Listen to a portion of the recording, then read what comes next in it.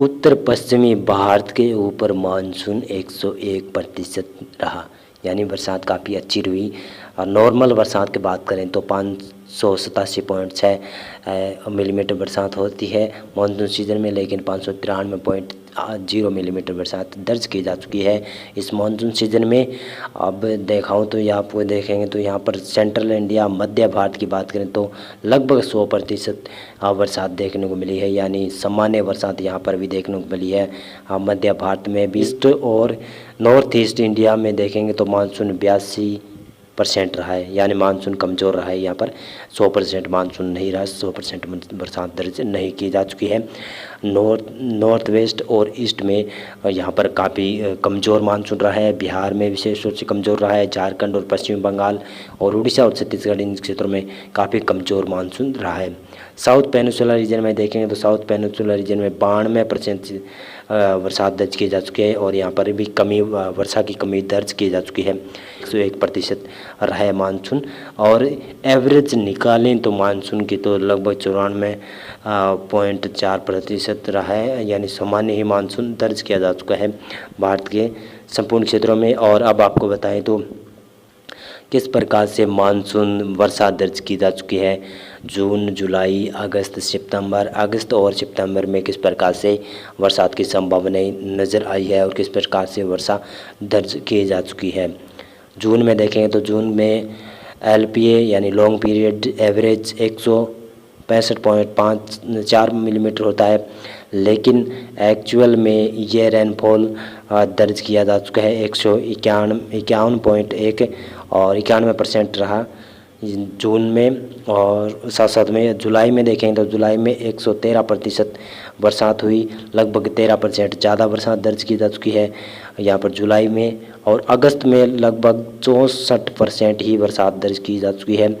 और इसी प्रकार से सितंबर में देखें तो सितंबर में भी 113% बरसात अधिक हो चुकी है, 13% बरसात अधिक हुई है। अगस्त और सितंबर मिलाकर करें तो यहाँ पर 83% बरसात दर्ज की जा चुकी है, 83% बरसात हुई है। और इसी प्रकार से मैं यहाँ पर दिखाऊं तो किस प्रकार से वर्षा का रीजन रहा है, तो आप देखेंगे तो सबसे ज़्यादा प्रभावित क्षेत्रों की बात करें तो सबसे ज़्यादा कमज़ोर मानसून की बात करें तो पूर्वी उत्तर प्रदेश और साथ साथ में यहाँ पर बिहार और झारखंड पश्चिम बंगाल के क्षेत्र हैं। इन क्षेत्रों में बहुत ही कम मानसून देखने को मिला है। और नॉर्थ वेस्ट के भी कई क्षेत्र हैं, उनमें लगभग मानसून बिलो नॉर्मल के करीब ही बना हुआ है। और यहाँ पर राजस्थान में सबसे ज़्यादा बरसात रिकॉर्ड की जा चुकी है।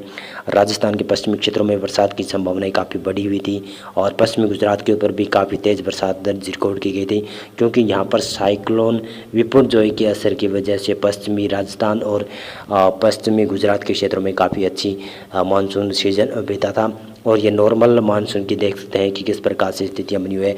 लेकिन 3 से 4 राज्य और 5-6 राज्य छोड़कर बाकी क्षेत्रों में नॉर्मल मानसून रहा है, काफ़ी अच्छा मानसून रहा है। लेकिन एक्चुअल में ये कंडीशन ग्राउंड लेवल पर बहुत ही कम देखने को मिली है, क्योंकि अगस्त के माह में सूखा मौसम रहने की वजह से पूरा पश्चिमी भारत लगभग सूखाग्रस्त इलाका बन गया था। यहाँ पर संपूर्ण क्षेत्रों पर सूखाग्रस्त इलाका बन गया था, फसलें सूख चुकी थी। उसके बाद में फिर से सितंबर में कहीं अच्छी बरसात हुई है, तो इसके वजह से कुछ मानसून में सुधार देखने को मिला है। मानसून सीजन में कितने लो प्रेशर बने हैं, तो विशेष तौर से मैं बता दूं कि 14 low pressure areas monsoon season में बने हैं। 14 लो प्रेशर एरिया बने हैं मानसून सीजन में 2023 में।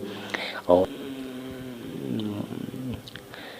महीने वाइज देखें तो किस प्रकार से है, जून में देखें तो जून में लो प्रेशर एरिया नहीं बना था, लेकिन वेलमार्क लो प्रेशर एरिया 2 बार बन चुके हैं जून में।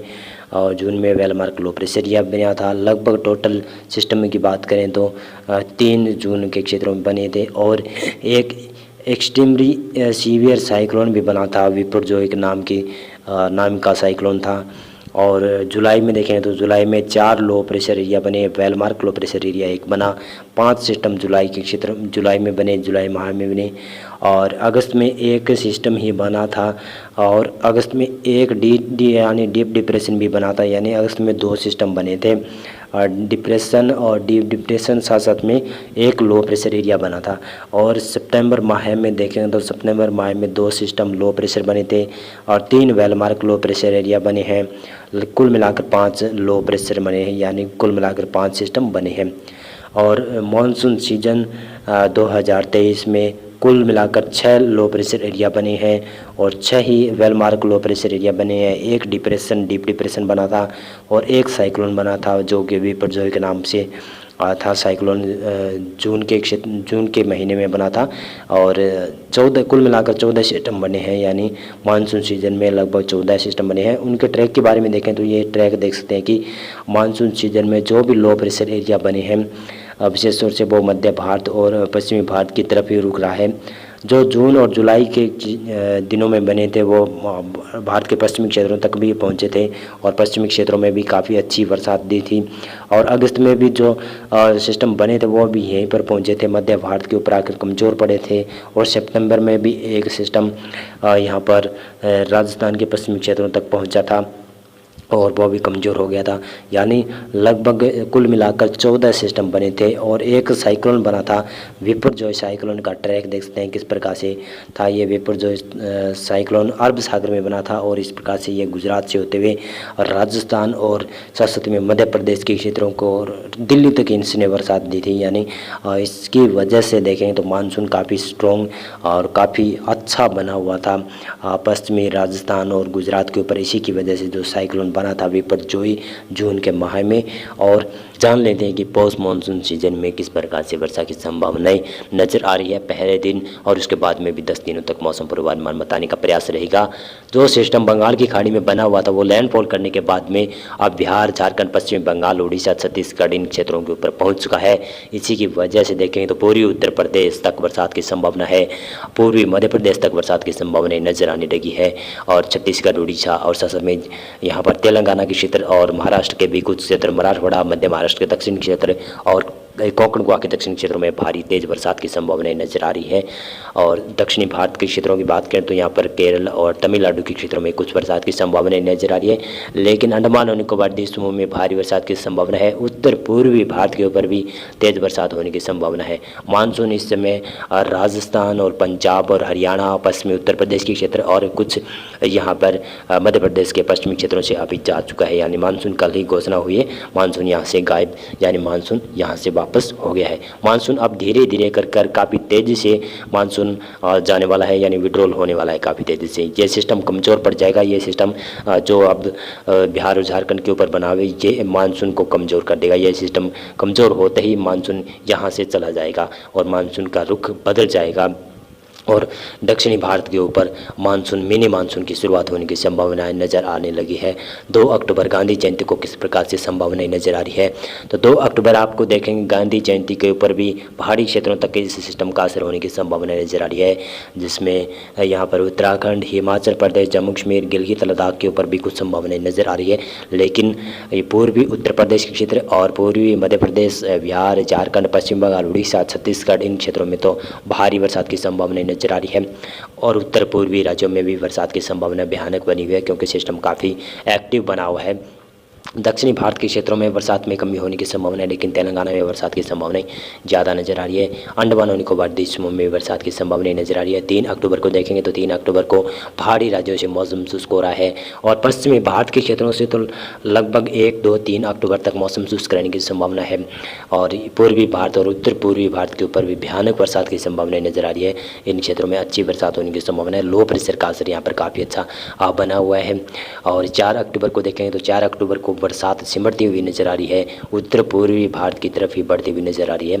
और बिहार और झारखंड, पश्चिम बंगाल, उड़ीसा और छत्तीसगढ़ और पूर्वी मध्य प्रदेश, पूर्वी उत्तर प्रदेश के क्षेत्रों से यहाँ पर मानसून कमजोर पड़ता हुआ नजर आ रहा है, लेकिन फिर भी यहाँ पर बरसात की संभावनाएं काफ़ी अच्छी बनी हुई है और बाकी क्षेत्रों में मौसम शुष्क रहने की संभावनाएं नजर आ रही है। बंगाल की खाड़ी में नया सिस्टम भी धीरे धीरे विकसित होने की संभावना नजर आ रही है। 5 अक्टूबर को देखें तो 5 अक्टूबर को पूर्वी भारत के इन क्षेत्रों में और उत्तर पूर्वी भारत के इन क्षेत्रों में ही बरसात की संभावना नजर आ रही है। बिहार, झारखंड, पश्चिम बंगाल, उड़ीसा और छत्तीसगढ़ के क्षेत्रों में ही बरसात की संभावना है। दक्षिणी भारत में भी कुछ केरल, तमिलनाडु और कुछ कर्नाटक के क्षेत्रों में बरसात की संभावना है। ज़्यादा संभावना यहाँ पर बरसात की नहीं नजर आ रही है, यानी मानसून अब जाने वाला है और उत्तर पश्चिमी हवाएं यहाँ से लगातार अपना रुख बनाए रखेगी। उत्तर पश्चिमी हवाओं का जोर काफ़ी अच्छा बढ़ने वाला है, जिसकी वजह से अब सर्दी का भी मौसम आने वाला है। करीब 6 अक्टूबर को देखें तो 6 अक्टूबर को एक पश्चिमी विक्षोभ भी आने की संभावना है। इसका असर धीरे धीरे शुरू होने की संभावना है। ये पश्चिमी विक्षोभ सक्रिय होता हुआ नजर आएगा। लेकिन पूर्वी भारत के क्षेत्रों की बात करें तो पूर्वी भारत और उत्तर पूर्वी भारत के इन क्षेत्रों में बरसात की संभावनाएं नजर आ रही है। बिहार, झारखंड, पश्चिम बंगाल, उड़ीसा और के क्षेत्रों में बरसात की संभावना है। बाकी क्षेत्र मौसम शुष्क रहने की संभावना है। पंजाब, हरियाणा, उत्तर प्रदेश, मध्य प्रदेश, गुजरात, महाराष्ट्र के क्षेत्र और केरल, तमिलनाडु, कर्नाटक, आंध्र प्रदेश के क्षेत्रों में मौसम शुष्क रहने की संभावना है। बंगाल की खाड़ी में धीरे धीरे सर्कुलेशन विकसित होने की संभावनाएं नजर आने लगी है। और 7 अक्टूबर को देखें तो 7 अक्टूबर को एक पश्चिमी विक्षोभ धीरे से एक हल्का सा पश्चिमी विक्षोभ सक्रिय 7 अक्टूबर को देखें तो पश्चिमी विक्षोभ का यहाँ पर असर दिखाई देगा। लेकिन गिलगित और लद्दाख और जम्मू कश्मीर, हिमाचल प्रदेश, उत्तराखंड के ऊंचाई वाले क्षेत्रों पर बर्फबारी और स्नोफॉल की गतिविधियाँ होने की संभावना है। बाकी क्षेत्रों में मौसम की संभावना नजर नहीं आ रही है, बरसात की संभावना नजर नहीं आ रही। लेकिन पंजाब, हरियाणा के ऊपर बादल छा सकते हैं कुछ जगहों पर।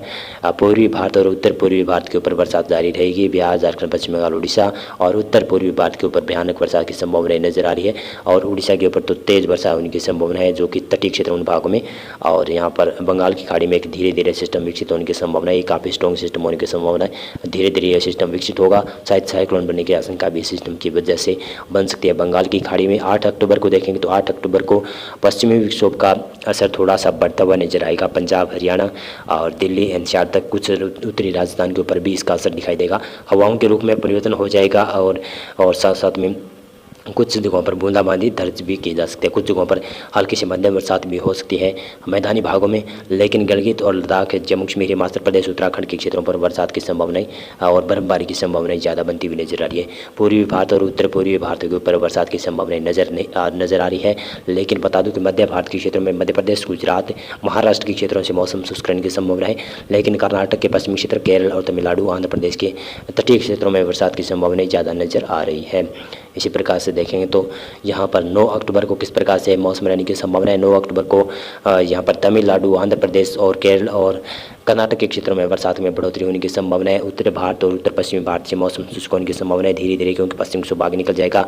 उत्तरी हवाओं का जोर धीरे धीरे बढ़ेगा, उसकी वजह से फिर से तापमान गिरते हुए नजर आएंगे। भारत के उत्तर पश्चिमी क्षेत्र, मैदानी क्षेत्रों में यहाँ पर तापमान में गिरावट दिखाई देगी और ठंड का भी एहसास होने की संभावना है। सुबह शाम की ठंड शुरू हो सकती है। उत्तर पूर्वी भारत और पूर्वी भारत के ऊपर बरसात की संभावना नजर आ रही है। बिहार, झारखंड, पश्चिम बंगाल, उड़ीसा, छत्तीसगढ़ और साथ साथ में उत्तर पूर्वी भारत के ऊपर भी भयानक बरसात की संभावना नजर आ रही है। लेकिन बता दूं कि बंगाल की खाड़ी में सर्कुलेशन धीरे धीरे विकसित होने की संभावना है और ये काफ़ी सक्रिय सिस्टम बनने की संभावना है। 10 अक्टूबर को देखें तो 10 अक्टूबर को भारत के लगभग पूर्वी क्षेत्र और उत्तर पूर्वी क्षेत्रों से भी अब मानसून जाने की संभावना है, क्योंकि यहाँ पे उत्तर पश्चिमी शुष्क हवाओं का जोर रहेगा।